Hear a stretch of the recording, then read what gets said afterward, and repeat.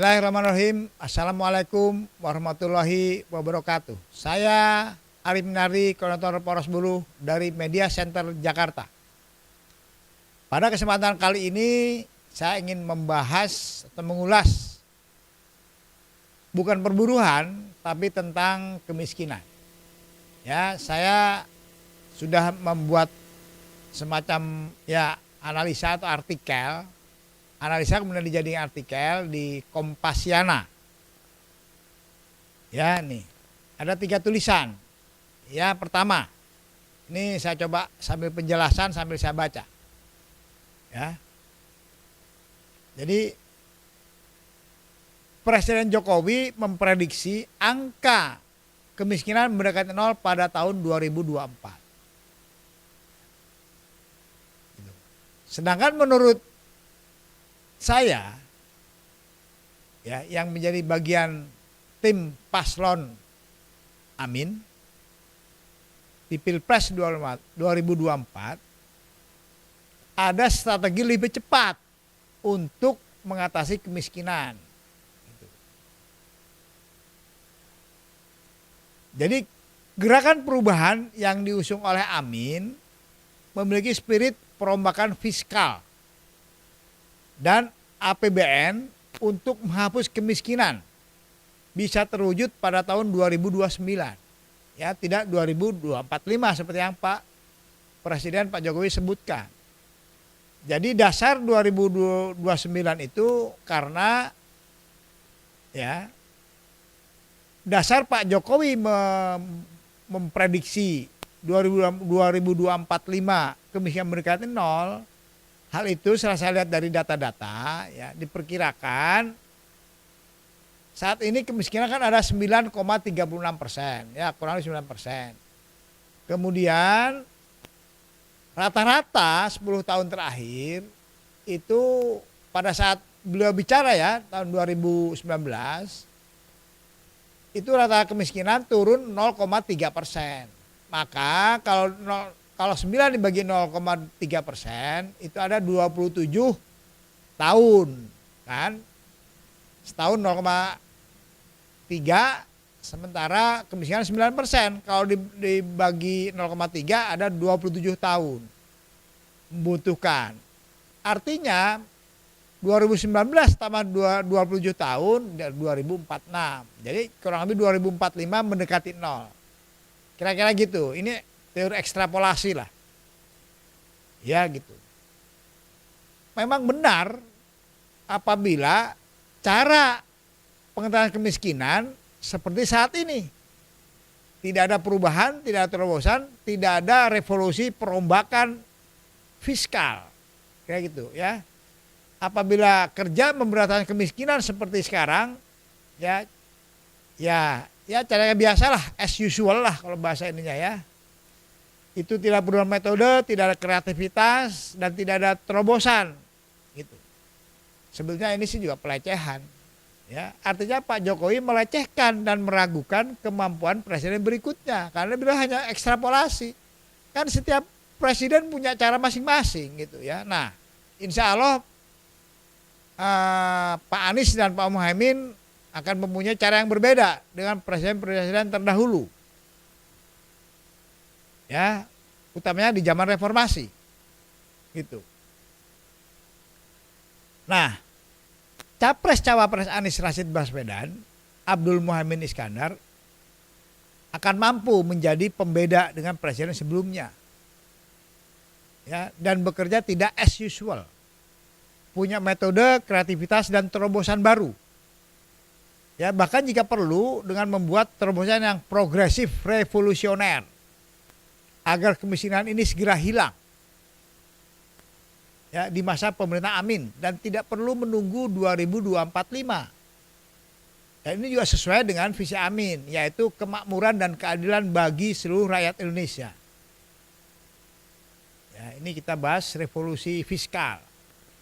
Jika kita bedah kebijakan fiskal yang diusung oleh pemerintah pada tahun 2023 yang bertema peningkatan produktivitas untuk transformasi ekonomi yang inklusif dan berkelanjutan, terbukti terseok-seok dalam mengatasi masalah keadilan sosial dan memiliki tantangan berat terkait dengan ketidakpastian ekonomi global. Solusinya dengan berutang untuk proyek yang kurang bersentuhan dengan prinsip keadilan sosial. Strategi fiskal tahun 2023 masih belum berhasil menggenjot produktivitas dan tanpa mitigasi ketenagakerjaan yang berbasis upah yang layak. Melihat kondisi APBN dari tahun ke tahun syarat ketimpangan, perlu perubahan mendasar atau meminjam istilah aktivis serikat pekerja, perlu revolusi fiskal agar APBN dan kebijakan fiskal betul-betul bisa menjadi alat efektif untuk mewujudkan kesejahteraan rakyat. Revolusi fiskal terkait 3 aspek, yaitu revolusi penerimaan negara, ya, revolusi belanja pemerintah pusat atau belanja pemerintah, ya, belanja pemerintah yang efektif dan ketat, serta manajemen pengelolaan APBN yang anti bocor. Melihat jurus Menteri Keuangan Sri Mulyani Indrawati dalam kerangka ekonomi makro dan pokok-pokok kebijakan fiskal pada tahun 2023 tampak paradoks. Ya, paradoks itu penyimpangan lah kurang lebih ya. Jurus itu menekankan bahwa peningkatan produktivitas nasional menjadi kunci bagi Indonesia untuk meningkatkan pertumbuhan ekonomi agar visi Indonesia dapat tercapai. Ada 2 jurus atau strategi Menteri Keuangan Sri Mulyani pada tahun 2023 berdasarkan tema kebijakan fiskal tersebut. Pertama, memfokuskan anggaran untuk penguatan kualitas SDM, akselerasi pembangunan infrastruktur, reformasi birokrasi dan regulasi, revitalisasi industri, dan mendorong pembangunan ekonomi hijau.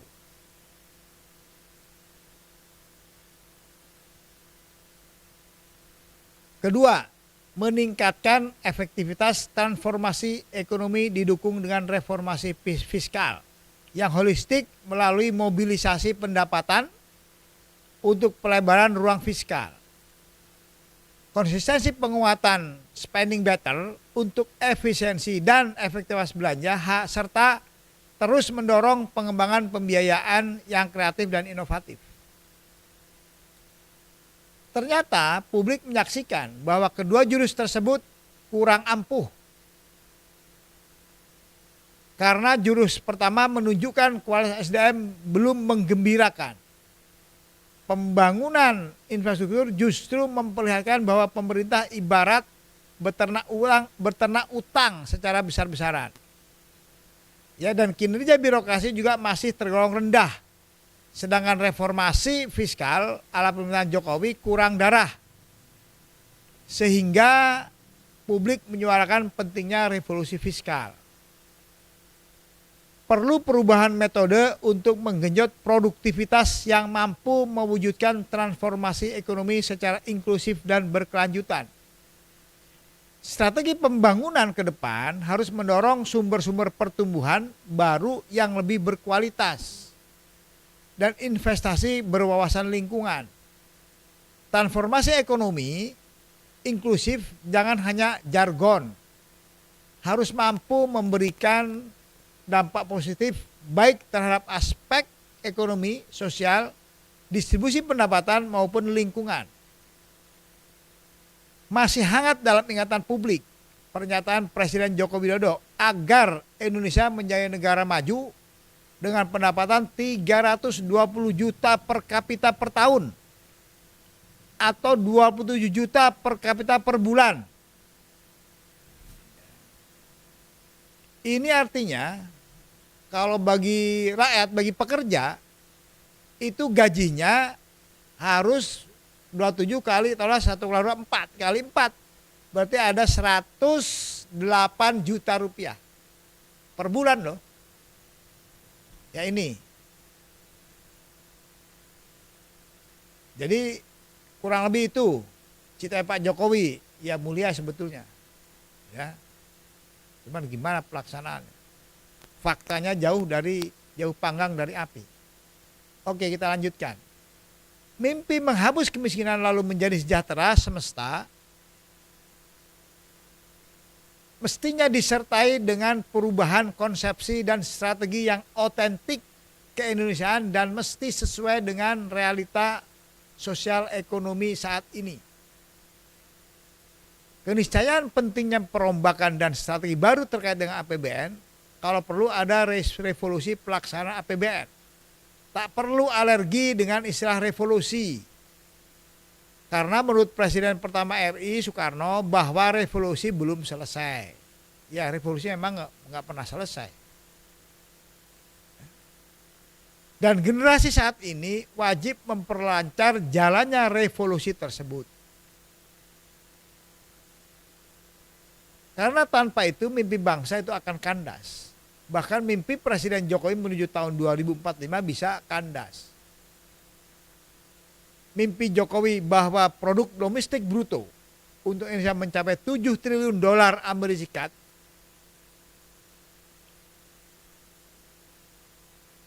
dan dengan kondisi seperti itu Indonesia bisa masuk 5 besar ekonomi dengan kemiskinan mendekati nol. Sulit terwujud jika jalannya revolusi fiskal terseok-seok.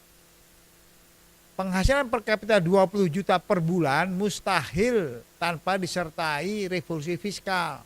Apalagi dengan berbagai kondisi sosial dan tingkat pertumbuhan ekonomi yang kurang bermutu.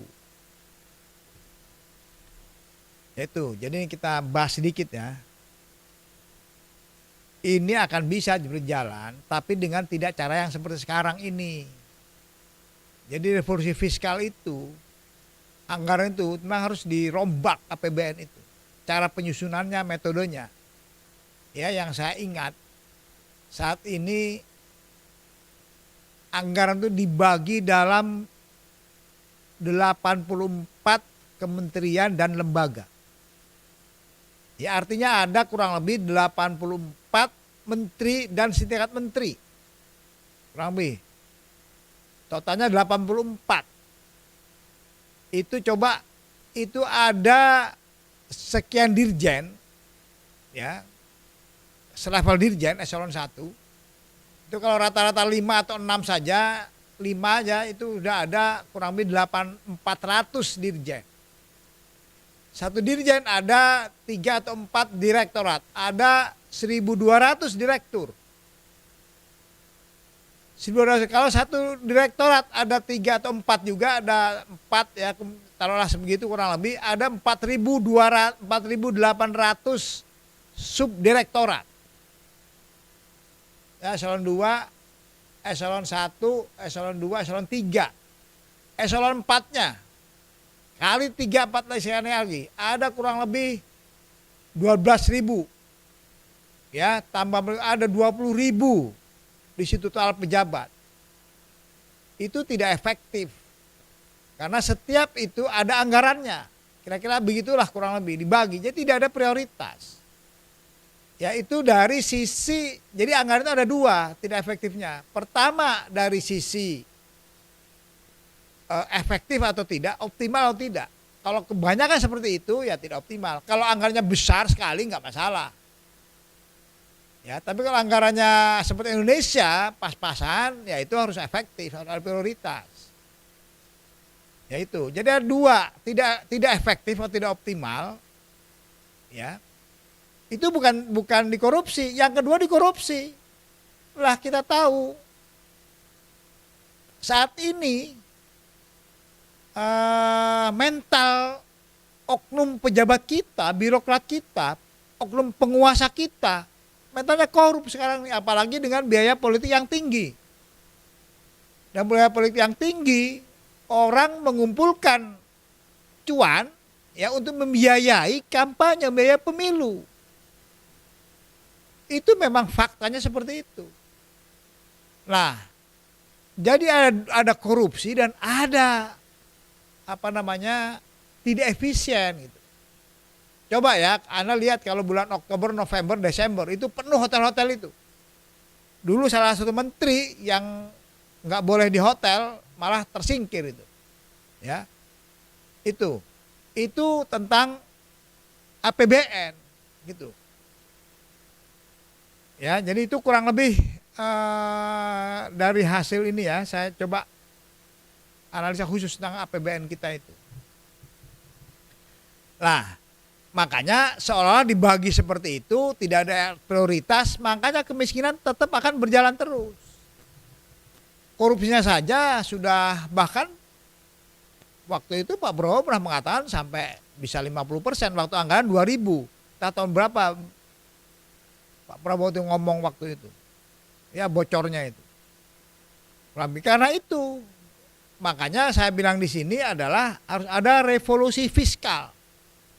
Ya bahasanya progresif, perubahan progresif revolusioner tentang fiskal ini.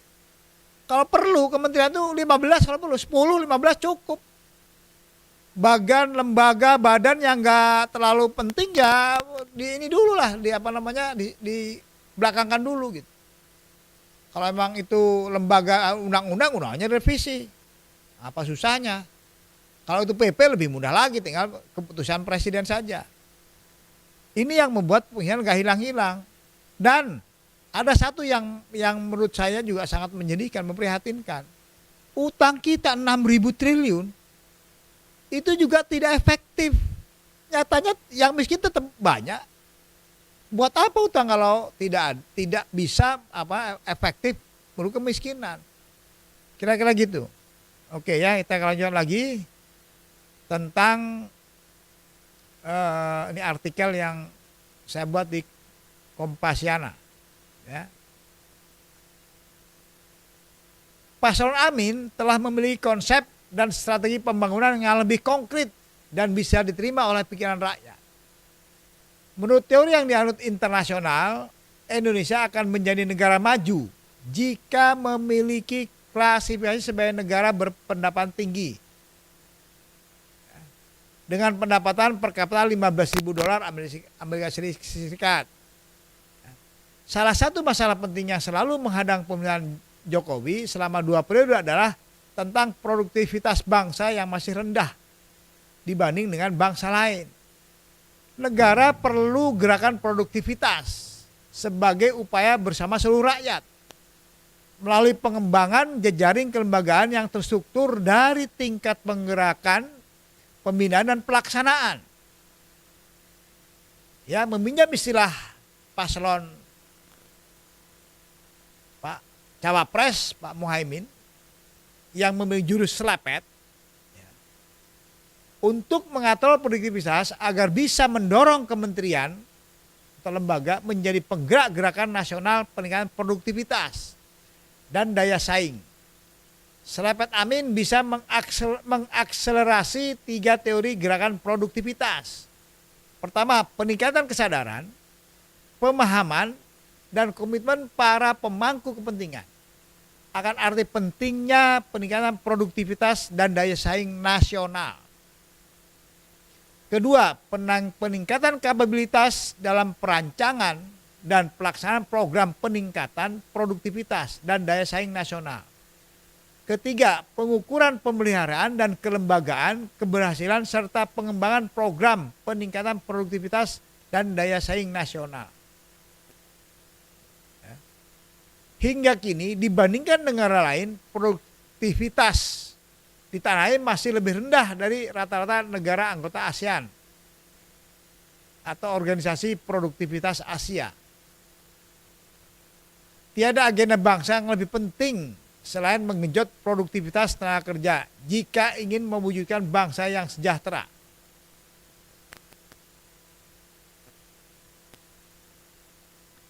Nah, ini masalah produktivitas.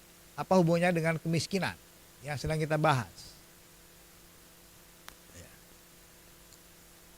Karena yang miskin demikian besar, itu akibatnya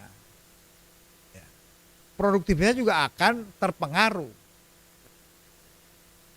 Kemiskinan di Indonesia itu sebagian besar, sesuai dengan data tentang pendidikan rakyat Indonesia, itu 60% di bawah SMP. Ya, kemudian 85% di bawah SMA. Ya, kira-kira itu. Nah, yang di bawah SMP ini yang apa namanya? Dia kesulitan. Orang dia kalaupun pemerintah punya apa namanya? Program ya bantuan sosial. Gitu. Makanya mereka juga bingung, kerja lapangan kerja susah, mau berproduksi nggak punya modal, akhirnya dia ya sudah waktunya banyak digunakan untuk apa? Jalan ke sana, jalan kemari, pinjam uang, ya mungkin dia nyari-nyari kerja yang serabutan. Bayangkan itu ada 25,9 juta orang. Ya otomatis dia tidak akan produktif gitu. Nah, inilah yang kemudian harus dipikirkan gimana mereka bisa produktif. Itu negara yang mikirin pemerintah gitu. Yang punya kebijakan fiskal gitu ya, nanti ada di berikutnya. Ya mungkin ada di versi kedua atau ketiga setelah ini tentang bagaimana fiskal itu kita buat agar 25,9 juta orang ini menjadi produktif lagi. Ya itu sudah ada di rencana kerja tim pemenang Amin. Ya.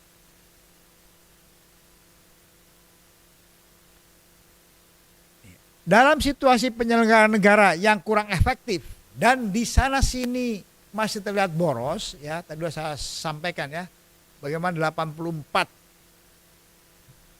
kemudian lembaga itu dengan sekian ribu, mungkin ada 20 ribuan pejabat negara ya. Itu.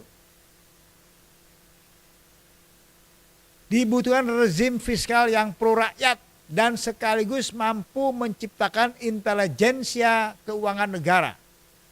Pro rakyat dalam arti memiliki mazhab yang kuat dalam hal pembagian kue pembangunan yang berbasis keadilan sosial. Itu. Jadi yang miskin ini memang harus diberikan apa namanya? Modal kalau perlu. Gitu. Ya, diberikan modal, kemudahan untuk berusaha. Jangan dipaksa di bawah SMP itu disuruh nyari kerja, buka lapangan kerja. Buka lapangan kerja itu nggak akan link and match, nggak ada. Gitu ya. Melatihnya juga sudah memang begitulah. Ini kita cari bagaimana memberdayakan mereka. Gitu ya. Yang satu terbayang oleh saya adalah ada namanya super mentor. Ya, jadi nanti itu ada yang sukses-sukses, yang jual pecel lele sukses, yang jual gado-gado sukses, yang jual ayam geprek sukses, nasi goreng sukses, itu menjadi super mentor bagi rakyat yang di daerah situ. Di tiap daerah diberi motivasi, kira-kira begitu. Kalau yang SMA yang kurang lebih yang tadi 85% ke bawah itu bisa mungkin diberikan pelatihan link and match supaya sesuai dengan kebutuhan dari dunia industri. Oke, kita lanjut. Hal itu tercermin dalam politik anggaran nasional dan daerah. Selama ini proses penyusunan anggaran kurang menyerap aspirasi rakyat luas. Ya, nah ini harus saya jelaskan lagi nih. APBN kita, saya pernah jadi anggota DPR, APBN kita itu hanya tambah kurang. Ya, dari tahun lalu hanya tambah kurang saja, nggak ada perubahan. Percaya saya. Ya, berikutnya kita analisa. Hanya tambah kurang saja. Bahkan kalau ada pengamat ekonomi Stiglitz namanya, itu mengatakan kemampuan birokrasi Indonesia memang tidak mampu membuat yang yang bagus. Itu kata pengamat ya. Yang nanti kita bahas lagi tentang khusus masalah ini.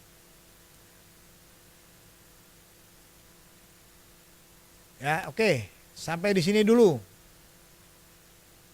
Bagian pertama dari tulisan saya tentang merombak fiskal agar fakir miskin hidup layak. Nah, gambaran berikutnya nanti kita akan bahas setelah ini adalah artikel yang bagian kedua. Nah, ini sudah mengerucut kepada fiskal langsung ya kepada angka-angka.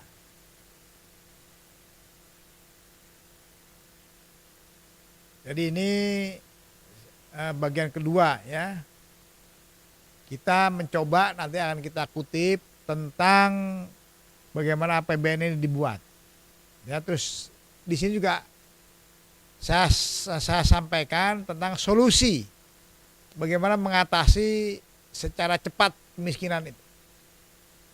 Ya, kita mencoba untuk bagaimana agar ya ini sumbangan pemikiran lah ya dari poros buruh. Ya, dan ini akan bisa dijalankan oleh paslon karena memang akan ada perombakan fiskal salah satunya. Begitu bagian kedua ya tentang bagaimana cara perombakan fiskal secara revolusioner. Ya, kira-kira begitu. Agar agar efektif optimal anggaran itu. Tidak bocor, tidak ada dua kebocoran. Bocor karena tidak efektif, karena memang rentang kendalinya terlalu besar, ya kan? Tidak ada prioritas. Yang kedua itu adalah karena dikorupsi. Itu ya. Nah, itulah menjadi yang menyebabkan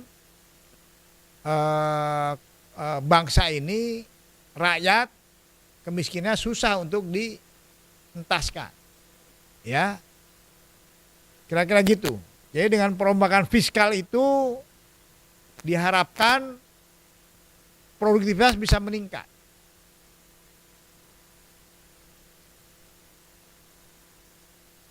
Dan agar anggaran lebih terarah dan efektif.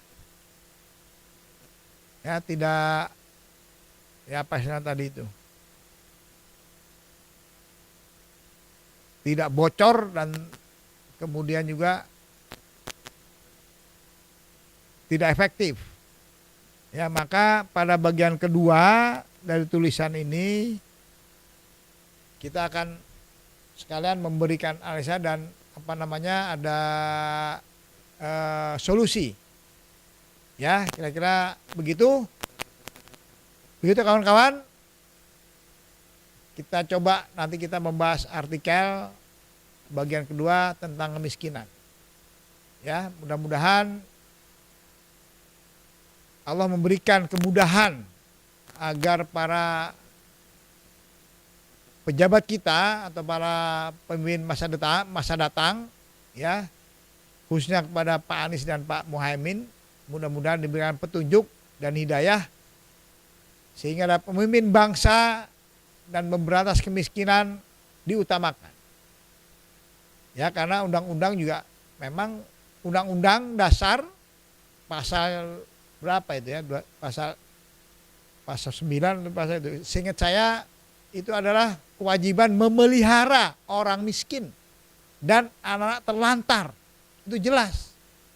Kalau dalam Al-Qur'an itu kan asnaf pertama di 8 asnaf yang memberikan sedekah, infak, zakat mal itu adalah fakir nomor 1, yang kedua miskin gitu. Ya, dan itu wajib, hukumnya wajib untuk dipenuhi kebutuhannya. Itu tidak bisa, itu sudah wajib dan mutlak. Kira-kira gitu. Nah, pada bagian kedua kita akan bahas masalah itu. Demikian kepada para pemirsa, ikuti terus kelanjutan dari masalah bagaimana bangsa ini bisa keluar dari kemiskinan. Terima kasih. Wassalamualaikum warahmatullahi wabarakatuh.